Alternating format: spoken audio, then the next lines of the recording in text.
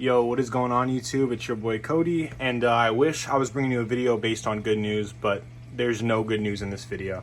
There's slightly good news. We'll talk about the good news first before I get into all the bad things going on in this tank right now. First off, made a makeshift lid so the light gets through better and there's no shadowing in the tank. So that's a good thing. Calcium in this tank has been more maintained. It was at 400, it dropped to about 380. I can dose that back up.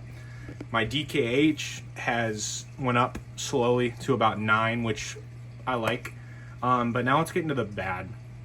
So my goal when I set up this tank was I'm not going to do water changes, I'm going to dose, and that did okay for a while, and now it's starting to all come downhill.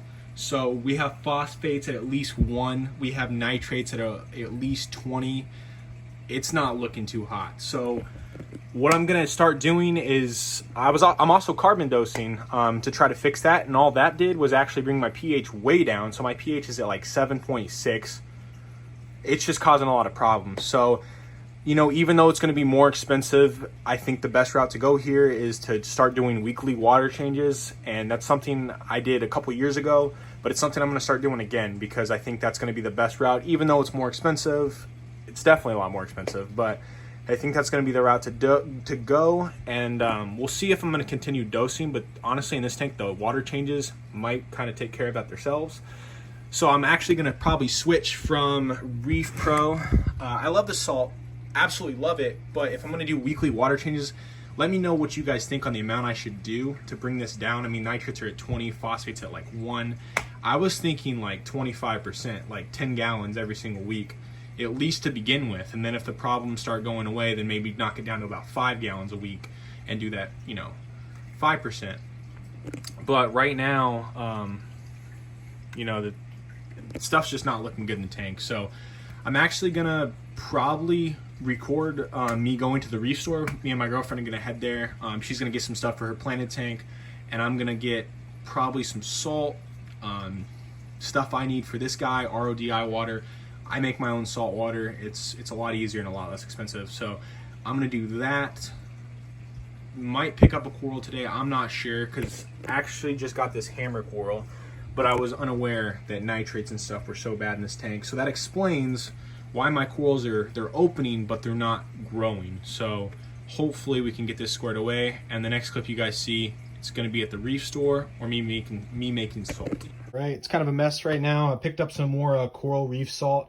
The difference was only like $8 between that and Instant Ocean, and for the quality of the container, the bucket, you know, the salt's less likely to clump because of air contact and stuff like that. So the $8 was just worth it.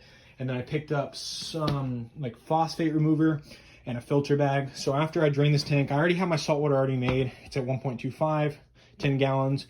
Take 10 gallons out, and then I'm gonna go ahead and change the filter pad, clean out the protein skimmer, put the phosphate remover, and then check my Purigen. And then I will see you guys when this tank is drained. It's drained, and this is why I said I don't like doing water changes. I get water absolutely everywhere every time I do a water change. I don't know if it's just me or you guys do that too, but hate doing water changes. There's not really much of an algae issue in the tank. I mean, a little bit on the rocks and stuff. I'm not too worried about any of that. I have Nasaria snails for the sand. That algae hasn't really spread. Not too worried about it.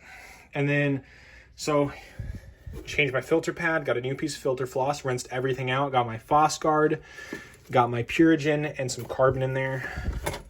Need to get some new carbon actually. And then cleaned out the protein skimmer. Salinity in the tank is about 1.25. Both these buckets are right around 1.25.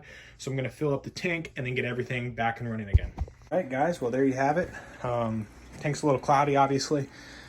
Kicked up just barely any sand right there. I try to keep my hand underneath the bucket to keep it from kicking up all the sand, but put the lid back on. Hopefully, you know, these weekly water changes will help fix this tank and keep everything kind of in check. I'll keep you guys updated for sure.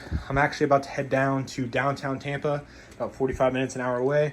We're gonna go to a Reef Store that we went to a couple weeks ago. They also sell freshwater stuff as well. And my girlfriend has a planted tank that I'll probably make a video on here in a couple weeks as it gets more seeded, but it's looking good right now. So we're gonna head down there, maybe pick up a coral if something really catches my eye, but we're there to look at guppies. is the main reason we're going to look at some guppies for her tank. So I'll catch you guys in the next one. Peace out.